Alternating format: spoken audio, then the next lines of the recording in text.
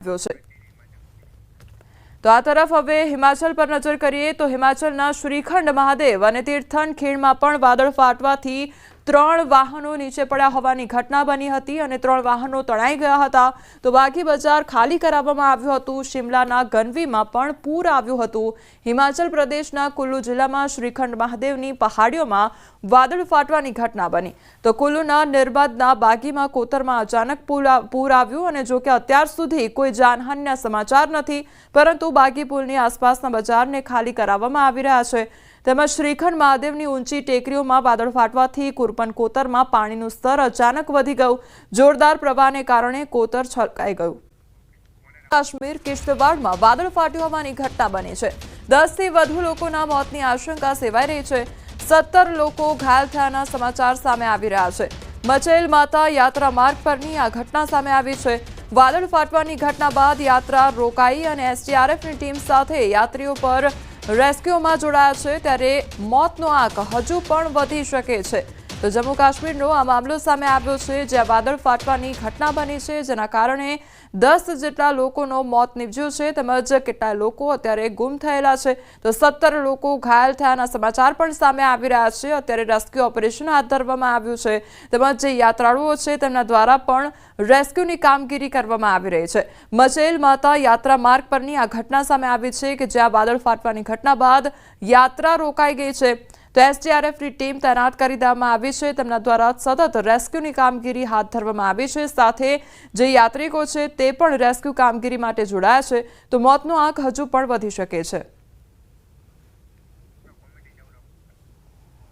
તો જમ્મુ કાશ્મીરના દ્રશ્યો સામે આવ્યા છે કે જ્યાં મચેલ માતા યાત્રા માર્ગ પરની આ ઘટના સામે આવી છે, જ્યાં વાદળ ફાટવાની ઘટના બની છે, જેમાં 10 થી વધુ લોકોના મોતની આશંકા સેવાઈ રહી છે। તો 17 લોકો ઘાયલ થયાના સમાચાર પણ સામે આવી રહ્યા છે। અત્યારે જે મોતનો આંકડો છે તે અત્યારે 10 સામે આવ્યો છે, પરંતુ હજુ પણ આ આંકડો વધી શકે છે। 17 લોકો ઘાયલ થયાના સમાચાર સામે આવી રહ્યા છે।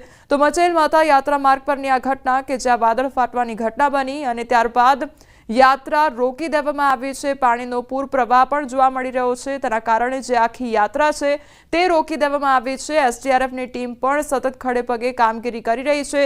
સતત રેસ્ક્યુ ઓપરેશન હાથ ધરવામાં આવ્યું છે અને સાથે જે યાત્રિકો છે તે પણ જોડાયા છે। તો મોતનો આંક હજુ પણ વધી શકે છે, પરંતુ આ એ તબાહીના દ્રશ્યો સામે આવ્યા છે કે જ્યાં વાદળ ફાટવાની ઘટના બની। મચેલ માતા યાત્રા માર્ગ છે ત્યાંના આ દ્રશ્યો છે કે જ્યાં વાદળ ફાટવાની ઘટના બની હતી અને તેના કારણે જે પાણીનો પ્રચંડ પ્રવાહ છે તે એક સાથે વહી રહ્યો હોય તે પ્રકારના આ દ્રશ્યો સામે આવ્યા છે।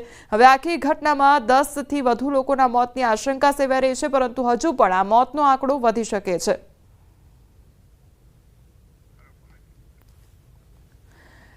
તો જમ્મુ કાશ્મીરની આ ઘટના સામે આવી છે, જ્યાં મચેલ માતા માર્ગ પરના દ્રશ્યો સામે આવ્યા છે કે જ્યાં વાદળ ફાટવાની ઘટના બની છે અને જેમાં જે મોતનો આંકડો છે તે અત્યારે 10નો સામે આવ્યો છે, પરંતુ હજુ પણ આ મોતનો આંકડો વધી શકે છે। આ એ દ્રશ્યો સામે આવ્યા છે કે જ્યાં યાત્રિકો ત્યાંથી પસાર થઈ રહ્યા છે। યાત્રા રોકી દેવામાં આવી હતી અને તે લોકોનું રેસ્ક્યુ હાથ ધરવામાં આવી રહ્યું છે। આ પાણીનો ધસમસતો પ્રવાહ જોવા મળી રહ્યો છે।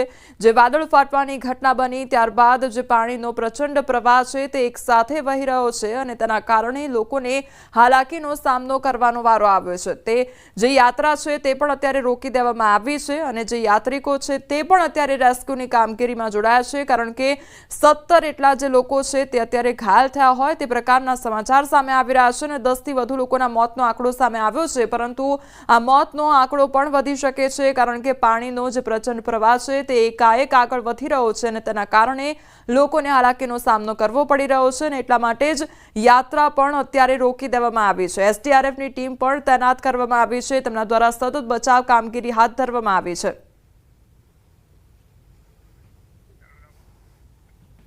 તો મચેલ માતા યાત્રા માર્ગ પરના દ્રશ્યો સામે આવ્યા છે કે જ્યાં વાદળ ફાટવાની ઘટના બની છે। તો વાદળ ફાટવાની ઘટનાને કારણે લોકોના જીવ પણ ગયા છે અને હજુ પણ આ જે આંકડો છે તે વધી શકે છે।